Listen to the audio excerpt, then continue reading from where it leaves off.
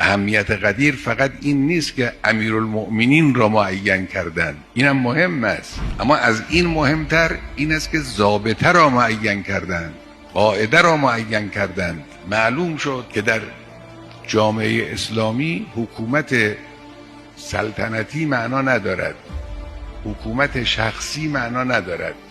قدیر آمده است که بفهموند که سیاست به همه مربوط است.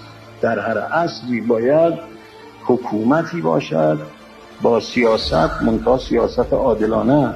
ماجرای تعیین قدیر ماجرای تعیین ضابطه است. یه قاعده‌ای درست شد در اسلام، پیغمبر اکرم در ماه‌های آخر عمر این قاعده رو وضع کرد. اون قاعده چیست؟